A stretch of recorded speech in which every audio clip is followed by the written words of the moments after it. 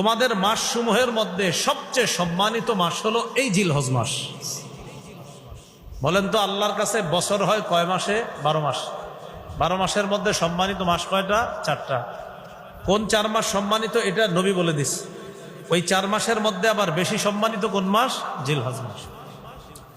জিলহজ মাসের মধ্যে আবার কোন দিনগুলা বেশি সম্মানিত? বলেন প্রথম দশক। বলেন প্রথম দশক। সূরা ফজরের 2 নম্বর আয়াতে আছে, আল্লাহ বলেন ওয়াল ফাজরি ওয়ালায়ালিন আশ। প্রথম আয়াতটা হলো ওয়াল ফাজর, ভোরের শপথ, ওয়ালায়ালিন আশ, 10 রাতের শপথ। আব্দুল্লাহ ইবনে আব্বাস রাদিয়াল্লাহু তাআলা আনহুমা বলেন এই 10 রাত দ্বারা উদ্দেশ্য জিলহজের 10 রাত।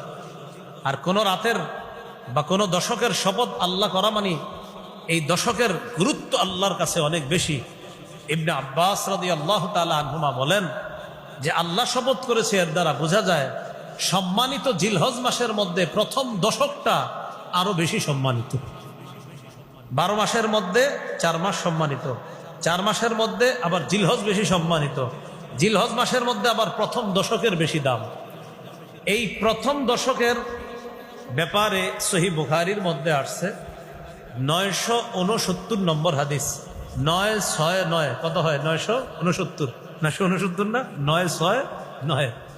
এই হাদিসের মধ্যে আসছে রাসূলুল্লাহ সাল্লাল্লাহু আলাইহি সাল্লাম বলেন মা মিন আইয়ামিন আল আমালুস সালিহু ফিহা আহাব্বু ইলাল্লাহ মিন হাযিহিল আইয়াম ইয়ানি আল আশার।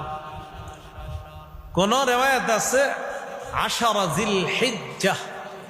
রাসূলুল্লাহ সাল্লাল্লাহু আলাইহি সাল্লাম বলেন বান্দারা যেই দিনগুলোর মধ্যে আমল করে, এই দিনের মধ্যে জিলহজের 10 দিনের আমল, এই 10 দিনের আমলের চাইতে ফজিলতপূর্ণ আমল আল্লাহর কাছে আর নাই। এই 10 দিনের আমলের ফজিলত আল্লাহর কাছে এত বেশি। সাহাবীরা প্রশ্ন করলেন ওয়ালাল জিহাদু ইয়া রাসূলুল্লাহ, হুজুর জিহাদও কি এর চেয়ে বেশি ফজিলতপূর্ণ না? নবীজি বললেন লা ওয়ালাল জিহাদ, না জিহাদও না, তবে নবীজি বললেন তবে রাজুলুন খারাজা বিনাফসিহি ওয়া মালিহি ফালাম ইয়ারজি' মিন যালিকা বিশাই। কোন ব্যক্তি জিহাদে গেছে নিজের জান নিয়ে আর মাল নিয়ে, জিহাদে জান মাল নিয়ে যাওয়ার পর জান নিয়েও ফিরে আসতে পারে নাই, মাল নিয়েও ফিরে আসতে পারে নাই, শহীদ হয়ে গেছে, ওই শহীদের মর্যাদা আবার আল্লাহর কাছে বেশি। সুবহানাল্লাহ। তো যাই হোক, এই হাদিস দ্বারা উদ্দেশ্য